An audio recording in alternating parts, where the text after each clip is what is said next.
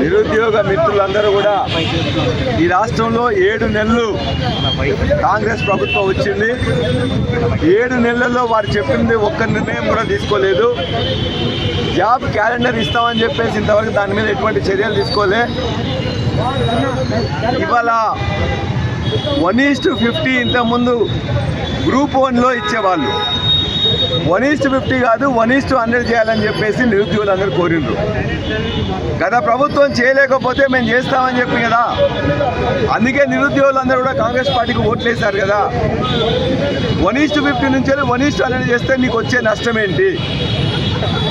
దరిదాపుగా 4 నుండి 5 లక్షల మంది గ్రూప్ 1 రాస్తున్నప్పుడు ఉన్న పోస్టులకి 1:50 నుండి 1:100 అనేక రాష్ట్రాల్లో ఉంది కాబట్టి, యూపీఎస్సీలో కూడా ఉంది కాబట్టి ఇక్కడ న్యాయంగా వీళ్ళు కోరిండ్రు, దాన్ని చేయాలని చెప్పేసి కోరుతున్నారు.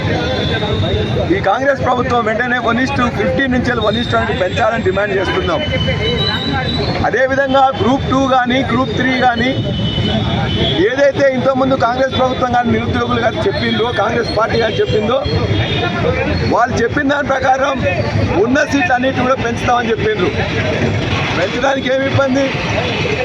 కాబట్టి ఖచ్చితంగా గ్రూప్ 2లో గ్రూప్ 3లో పెంచాలి.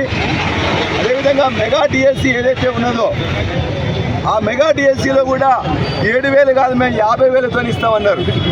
కొంతమంది 30,000తో ఇస్తామన్నారు. ఇవాళ 2-3 లక్షలు పెంచడం తప్ప చేయలేదు కాబట్టి వాళ్ళకు కూడా ఖచ్చితంగా ఇవాళ గ్రూప్ 3లో మెగా డిఎస్సిలో పోస్టులు పెంచాలని మేము కోరుతున్నాం.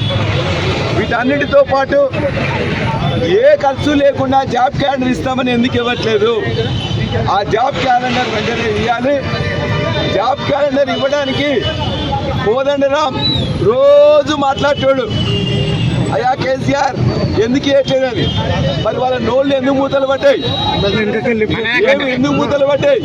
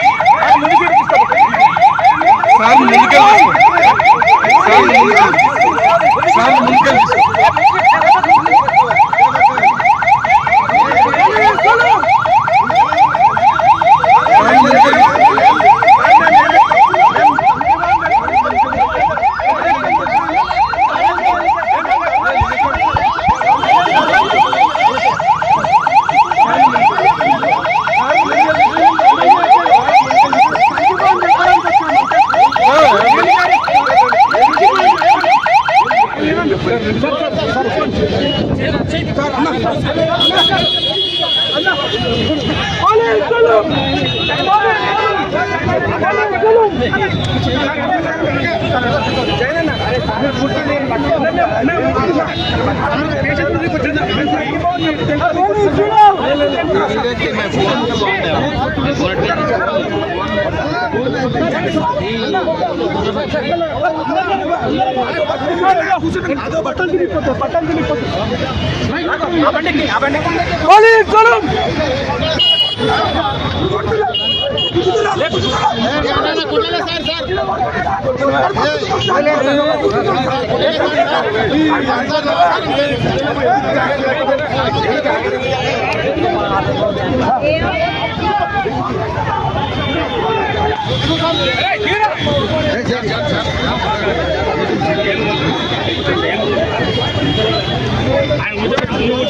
సన్నకుండా కానిస్టేబుల్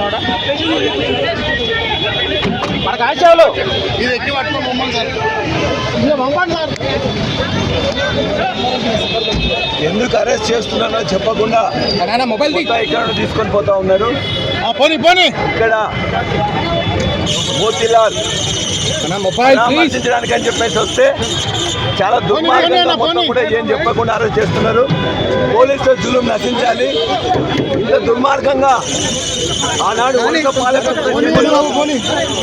వంద పాలకులు చేయలేదు. వలస పాలకులు కూడా ఈ విధంగా చేయలేదు. ఇవాళ చాలా దుర్మార్గంగా మొత్తం